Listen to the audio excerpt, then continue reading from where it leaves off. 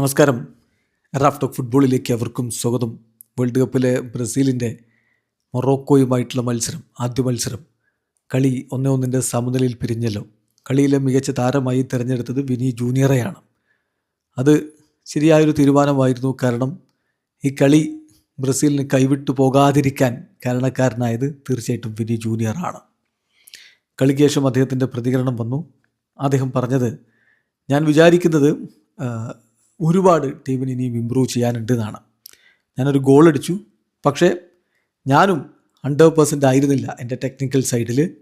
പക്ഷെ ഞാൻ വിശ്വസിക്കുന്നു എനിക്ക് ഇനിയും ഇമ്പ്രൂവ് ചെയ്യാൻ പറ്റും, കൂടുതൽ അറ്റാക്കിൽ സഹായിക്കാൻ പറ്റുമെന്ന്. ഡിഫൻസിലും ഞാൻ ഒരുപാട് ഈ കളിയിൽ സഹായിച്ചിട്ടുണ്ട്.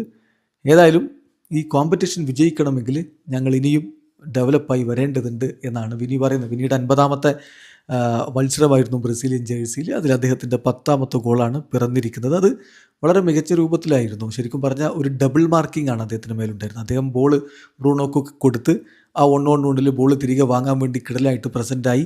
ബോൾ എടുത്ത് പോയി എൽ ഐനോയ്ക്ക് തൊടാൻ പോലും പറ്റാത്ത രൂപത്തിൽ ബോൾ പിന്നീട് അങ്ങ് അടിച്ച് പരത്തിയിട്ട് ബോനോയെ ബീറ്റ് ചെയ്ത് പന്ത് വലയിലേക്ക് എത്തിച്ചു.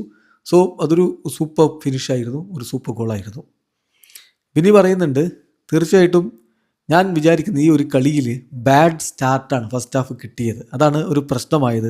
It made it very difficult. കാരണം ഞങ്ങൾ അവസാനം ഒരു ഗോൾ കൺസീഡ് ചെയ്യുന്ന അവസ്ഥയും വന്നു.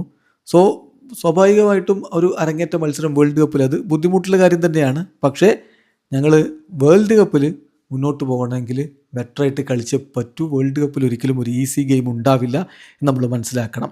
ബോൾ കുറച്ചുകൂടി ഹോൾഡ് ചെയ്യേണ്ടതുണ്ട്, കീപ് ദി ബോൾ മോർ. അതുപോലെ തന്നെ ഇരു പാർശ്വങ്ങളിലേക്കായിട്ട് ബോൾ മൂവ് ചെയ്ത് കളിക്കേണ്ടതുണ്ട്.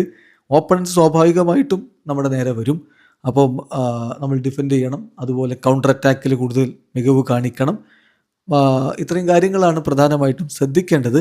ഇനിയിപ്പോൾ അടുത്ത മത്സരത്തിന് മുമ്പ്, അടുത്ത മത്സരം വളരെ അടുത്താണ്, നമ്മൾ വർക്ക് ചെയ്യുകയാണ് വേണ്ടത് എന്നുകൂടി വിനി ജൂനിയർ പറയുന്നുണ്ട്. ഏതായാലും വിനി ഒരു കാര്യം കൂടി പറയുന്നു, കഴിഞ്ഞ വേൾഡ് കപ്പിൽ ഐ വാസ് വെരി യങ്, ഇപ്പോൾ ഞാൻ കൂടുതൽ എക്സ്പീരിയൻസ്ഡാണ്, അതോടൊപ്പം എനിക്ക് കൂടുതൽ സമ്മർദ്ദവുമുണ്ട്. ഞാൻ വിശ്വസിക്കുന്നത് ഞാൻ ഈ കോമ്പറ്റീഷനിൽ മികച്ച പ്രകടനം നടത്താൻ വേണ്ടി എല്ലാ കാര്യം ചെയ്തിട്ടുണ്ട്, പ്രിപ്പയർ ചെയ്തിട്ടുള്ളതാണ്.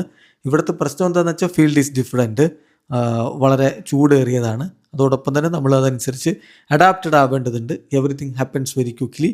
അതുകൊണ്ട് വളരെ ശ്രദ്ധയോടുകൂടി മുന്നോട്ട് പോകണം എന്നുകൂടി വിനി ജൂനിയർ പറയുന്നു. തീർച്ചയായിട്ടും മികച്ച പ്രകടനമാണ് വിനി നടത്തിയത്, നേരത്തിൽ തർക്കമില്ല.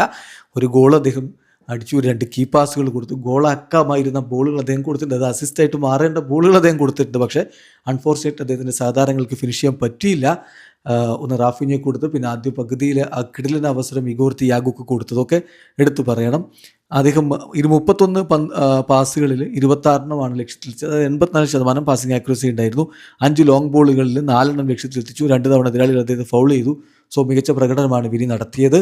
വിനി തന്നെയാണ് ബ്രസീലിലെ താരം. വീഡിയോ അവസാനിക്കുന്ന ഫുട്ബോൾ ലോകത്തെ കൂടുതൽ വിശേഷങ്ങളുമായി റാഫ് ടോക്സിൽ എത്താം.